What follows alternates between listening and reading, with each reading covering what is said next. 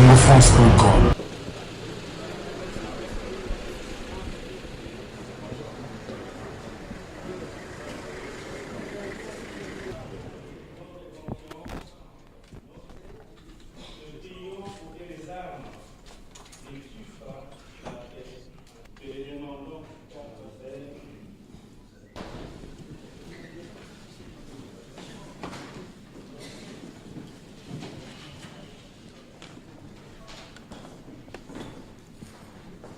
Excellences, honorables, nous vous exprimons notre joie pour continuer. Nous allons vous communiquer un certain nombre de notre mission de vos offices. Nous sommes peinés du fait que notre retour au pays, selon les informations à notre disposition, on compte quelques dizaines de morts tant à Kinshasa qu'à l'intérieur du pays. Trop, c'est trop, comme n'ont cessé de crier haut et fort les évêques et vos pères spirituels.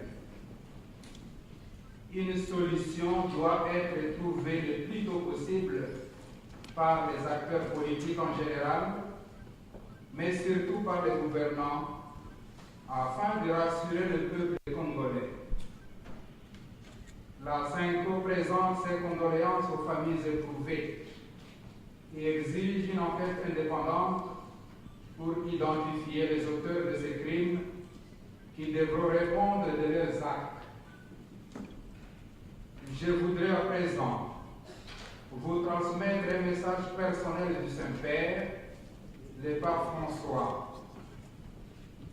En effet, depuis que l'Église catholique de la République démocratique du Congo s'est engagée dans la mission de vos offices, le pape mobilise l'Église à prier pour notre pays.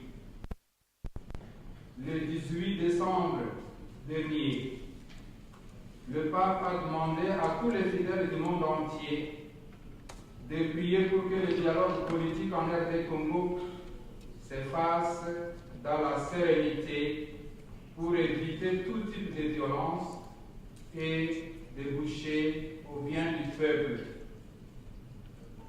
Le lundi dernier, lors de l'audience privée qu'il nous a accordée, le Saint-Père nous a réconfortés en ces termes, je cite: « Je suis préoccupé par ce qui se passe dans votre pays que je désire visiter au moment opportun. Je prie pour le peuple congolais qui a tant besoin de paix en cette période. Ravivez, chers évêques, l'espérance du peuple congolais. Œuvrez pour la concorde et la consolidation de la paix. Accompagnez les acteurs politiques à assumer pleinement leurs responsabilités dans la recherche du bien-être de la population.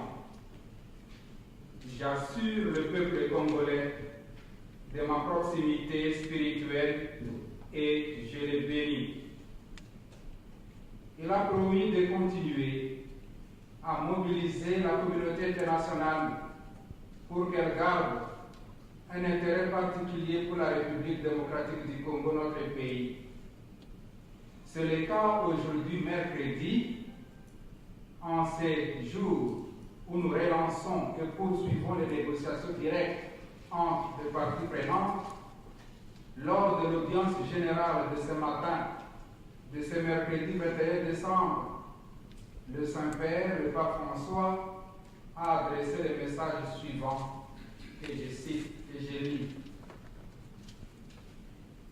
À la lumière d'une récente rencontre que j'ai eue avec le président et le vice-président de la conférence épiscopale de la République démocratique du Congo, j'adresse de nouveau un vibrant appel à tous les Congolais pour que, en ce moment délicat de leur histoire, ils soient partisans de la réconciliation et de la paix.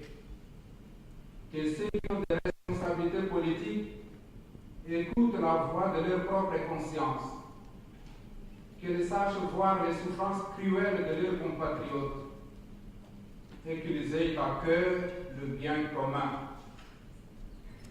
En assurant de mon soutien et de mon affection le peuple aimé de ce pays, j'invite tous à se laisser guider par la lumière du Rédempteur du monde et je prie pour que la célébration de la naissance du Seigneur ouvre des chemins d'espérance. Fin de citation.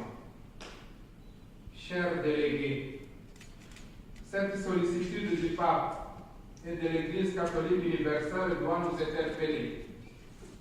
Elle nous invite à sortir de nos égoïsmes et calculs politiciens partisans pour faire vite et conclure ces négociations. Le peuple congolais a les yeux rivés sur la Cinco en attente d'un compromis entre acteurs politiques et leaders des organisations de la société civile, et ce, le plus tôt possible. La Cinco n'est pas disposée à des prolongements indus et des manœuvres politiques dilatoires. Notre souhait est de clôturer avant Noël.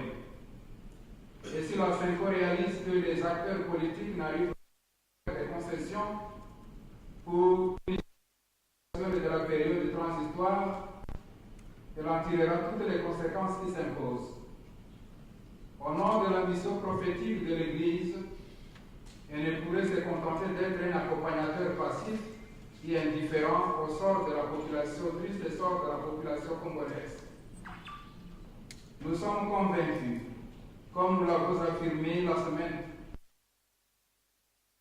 si tout le monde est de bonne volonté, nous pouvons vider rapidement les questions restées en suspens dans la commission gouvernance et institutions et la commission du processus électoral. Sur le plan méthodologique, la présidence a levé l'option de travailler avec un groupe restreint composé au total de 10 délégués, c'est-à-dire 5 du côté des signataires de l'accord politique de la Cité de l'Union africaine et 5 autres du côté des non-signataires.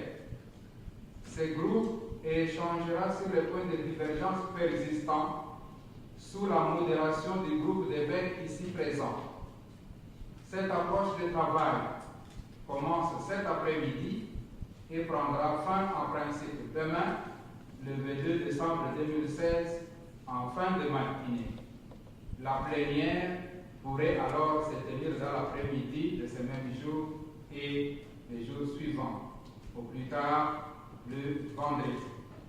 Je voudrais conclure cette adresse en appelant au sens de la responsabilité et à la célérité de notre action.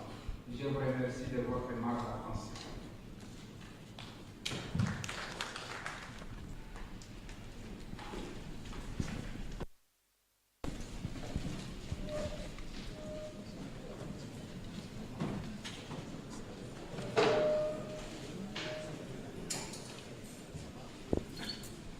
Je veux ton chef. Hein.